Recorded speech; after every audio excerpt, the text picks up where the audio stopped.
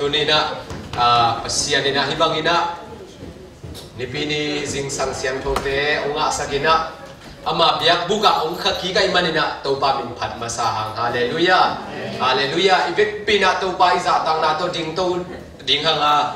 biak biak na lama ki pan ding hiang ina music tum ding te lama kai ding te happy na to munong laun ibek pi ding to ding hiang lai siang tho to sungina mun khadung sim no ming zo hang li som ni le li na bang chi hiam chile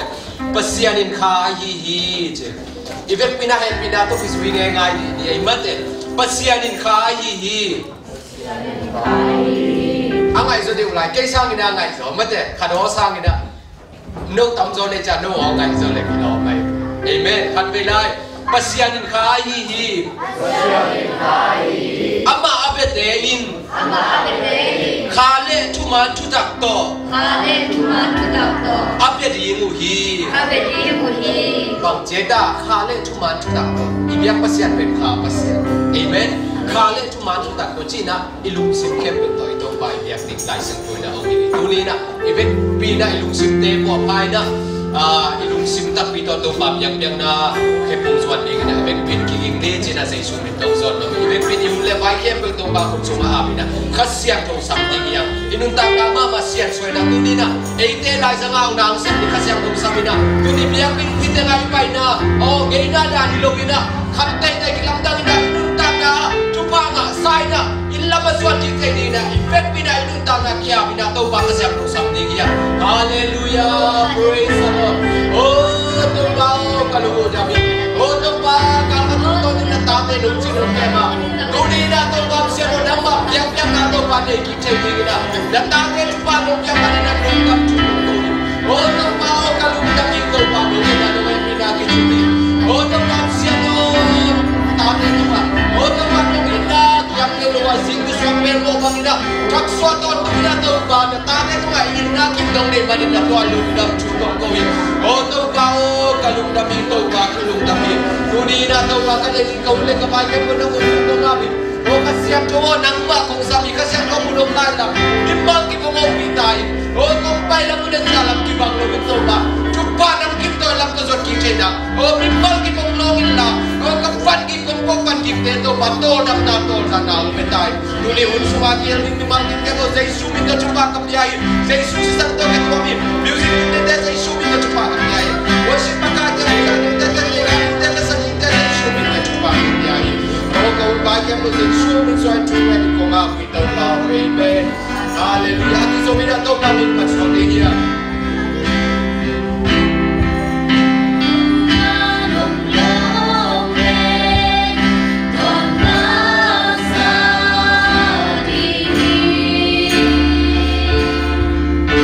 Oh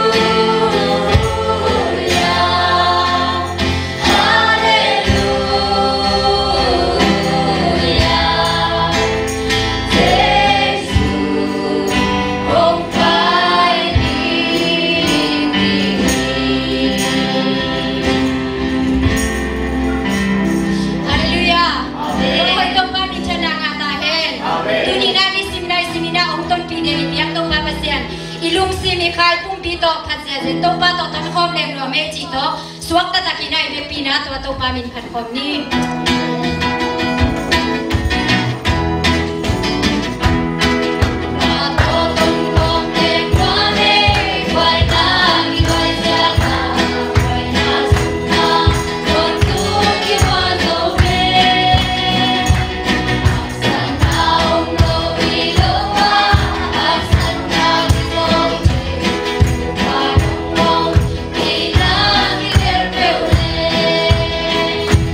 Oh no!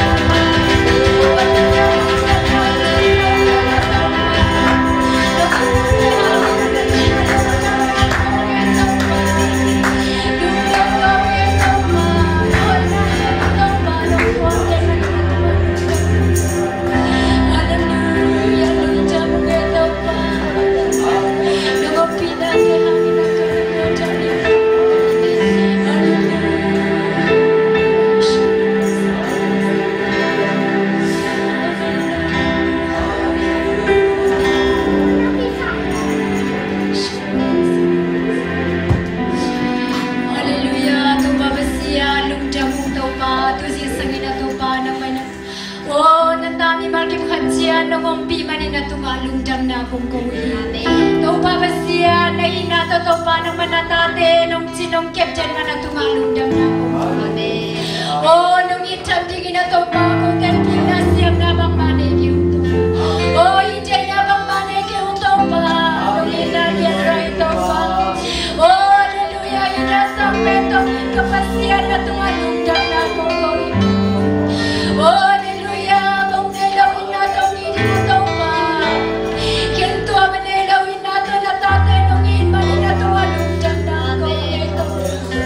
Hallelujah, kapasyan nung ito pa. Oh, hallelujah, nagumpi natin ang kinagkalundang. Oh, tunin na to pa ang kikomi makim katyan ito pa naman. Oh, hallelujah, kavay ito pa puwag banki kempo ito pa naman. Oh, bansa natin ito pa pekinso naman na tumalundang namin. Kapasyan ni makim katyan ito pa naman. Oh, haksan na kempo ito pa naman na tekinso ito. Oh, so haksan na kempo ito pa naman. Oh, hallelujah, tuiswang ng sakit ito naman na tumalundang namin. Kapasyan, tunin na ito pa naman na kahunong kabay ito pa naman. Oh, dyan na kempo ito pa naman ng pinay tayo. Kapasyan, nun sa pinay so minato pa leji pang ninte na sa ninte kipato pa naman. Oh, kapasyan ni Markim Katsiya ito pa naman. Kakiela ni kempo pa ito pa naman ng pinay. Kasyang ito nang mabigin mo nung ilang yatayin. Kahunong kabay dyan na kempo nang makunwang mo na sumaapin. Sa isyong isang tungyan ni